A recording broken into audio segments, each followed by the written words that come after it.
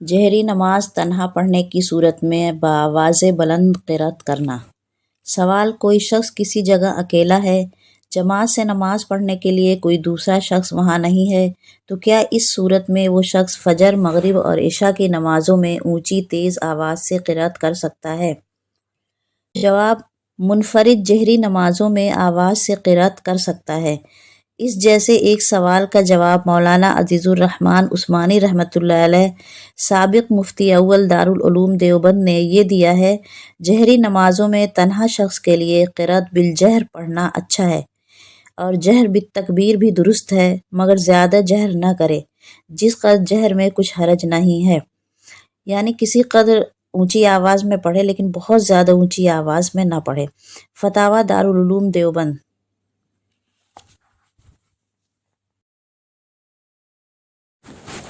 فجر کی سنتیں۔ سوال: لوگ فجر کی نماز میں جماعت ہوتے ہوئے وہیں سنتیں پڑھتے رہتے ہیں، جبکہ فرائض پر سنتوں کو ترجیح دینا مناسب نہیں ہے۔ براہ کرم اس کے بارے میں وضاحت فرمائیں۔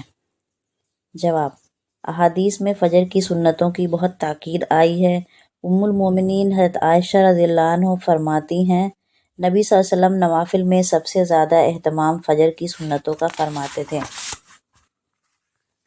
صحیح بخاری ابواب التہجد،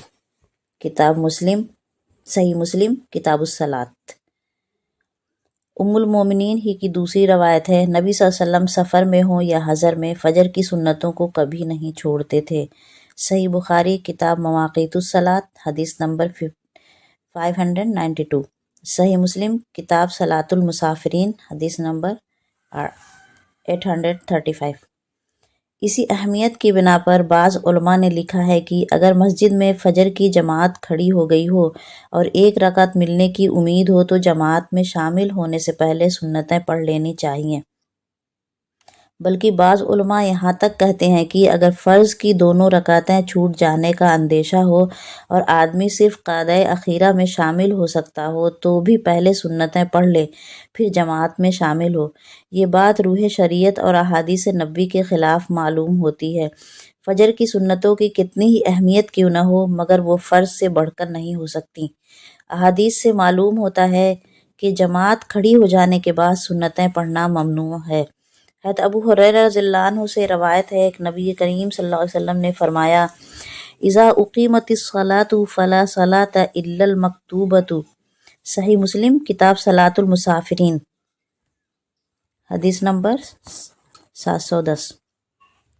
جب جماعت کھڑی ہو جائے تو فرض کے علاوہ کوئی نماز نہ پڑھی جائے۔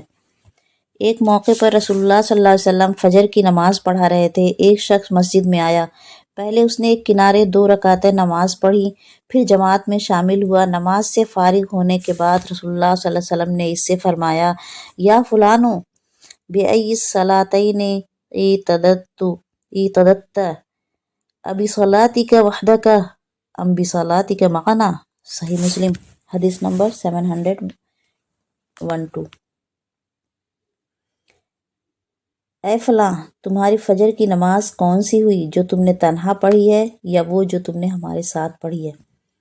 ایک مرتبہ رسول اللہ صلی اللہ علیہ وسلم نے نماز فجر کے موقع پر دیکھا کہ جماعت کھڑی ہو گئی ہے، مؤذن اقامت کہہ رہا ہے اور ایک شخص الگ ہٹ کر سنتیں پڑھ رہا ہے۔ حضرت صلی اللہ علیہ وسلم نے ناراضگی کا اظہار کرتے ہوئے فرمایا: الصبح اربعن، الصبح اربعن۔ صحیح بخاری کتاب الاذان، حدیث نمبر 663۔ صحیح مسلم باب کراہت الشروع فی نافلۃ بعد شروع المؤذن، حدیث نمبر 711۔ کیا فجر کی 4 رکعتیں پڑھی جائیں گی؟ کیا فجر کی 4 رکعتیں پڑھی جائیں گی؟ حضرت ابو سلمہ بن عبد الرحمن رضی اللہ عنہ فرماتے ہیں، کچھ لوگوں نے اقامت سنی، پھر بھی جماعت میں شامل نہیں ہوئے اور الگ سنتیں پڑھتے رہے۔ رسول اللہ صلی اللہ علیہ وسلم تشریف لائے اور انہیں دیکھ کر خفگی سے 2 مرتبہ فرمایا: الصلاتان معا۔ موطا امام مالک کتاب صلاۃ اللیل، حدیث نمبر 563۔ کیا 2 نمازیں ایک ساتھ ہوں گی؟ اس سے معلوم ہوتا ہے کہ اگر کوئی شخص فجر کی نماز کے لیے مسجد اس وقت پہنچے جب جماعت کھڑی ہو گئی ہو تو اس وقت اسے سنتیں نہیں پڑھنی چاہیے، بلکہ جماعت میں شامل ہو جانا چاہیے۔ اگر کسی کی فجر کی سنتیں چھوٹ جائیں تو وہ انہیں کب پڑھے؟ احناف کے نزدیک ان کی قضا سورج نکلنے کے بعد کی جائے گی، اس لیے کہ رسول اللہ صلی اللہ علیہ وسلم نے جن اوقات میں نماز پڑھنے سے منع فرمایا ہے ان میں سے ایک فجر کی فرض نماز کے بعد سے طلوع آفتاب تک کا وقت ہے۔ آپ صلی اللہ علیہ وسلم کا ارشاد ہے، لا صلاۃ بعد الصبح حتی ترفع الشمس وفی روایت حتی تطلع الشمس۔ صحیح بخاری کتاب مواقیت الصلاۃ، حدیث نمبر 586، اور صحیح مسلم کتاب صلاۃ المسافرین، حدیث نمبر 825۔ فجر کی نماز کے بعد کوئی نماز نہیں یہاں تک کہ سورج طلوع ہو جائے۔ دوسری حدیث میں ہے کہ آپ صلی اللہ علیہ وسلم نے ارشاد فرمایا، من لم یصلی رکعت الفجر فلیصلیھا بعد ما تطلع الشمس۔ جامع ترمذی کتاب الصلاۃ، حدیث نمبر 423۔ جو شخص فجر کی 2 رکعتیں سنت نہ پڑھ سکا ہو انہیں سورج نکلنے کے بعد پڑھے۔ البتہ بعض احادیث سے معلوم ہوتا ہے کہ انہیں طلوع آفتاب سے قبل بھی پڑھا جا سکتا ہے۔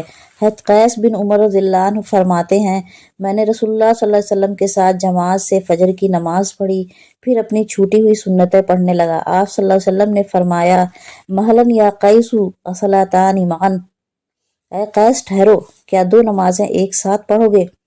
دوسری روایت میں ہے کہ آپ صلی اللہ علیہ وسلم نے فرمایا، صلاۃ الصبح رکعتان، فجر کی تو صرف 2 رکعتیں ہیں، پھر یہ مزید کیوں پڑھنے لگے؟ میں نے عرض کیا، میں فجر کی سنتیں نہیں پڑھ سکا تھا، انہیں اب ادا کر رہا ہوں۔ آپ صلی اللہ علیہ وسلم نے فرمایا، فلا اذن، تب کوئی بات نہیں۔ دوسری روایت میں ہے کہ سن کر آپ صلی اللہ علیہ وسلم نے سکوت فرمایا۔ یہ سنن ابی داؤد کی حدیث ہے، حدیث نمبر 1267، جامع ترمذی کتاب الصلاۃ۔ اس تفصیل سے چند باتیں معلوم ہوتی ہیں۔ نمبر 1، حتی الامکان کوشش کرنی چاہیے کہ فجر کی سنتیں نہ چھوٹنے پائیں۔ نمبر 2، جماعت کھڑی ہو گئی ہو تو جماعت میں شامل ہو جانا چاہیے، اس وقت سنتیں نہیں پڑھنی چاہیے۔ نمبر 3، فجر کی سنتوں کی قضا طلوع آفتاب کے بعد کی جائے، البتہ اگر طلوع آفتاب کے بعد تک مؤخر کرنے کی صورت میں ان کے بالکل چھوٹ جانے کا اندیشہ ہو تو اس سے قبل بھی انہیں ادا کیا جا سکتا ہے۔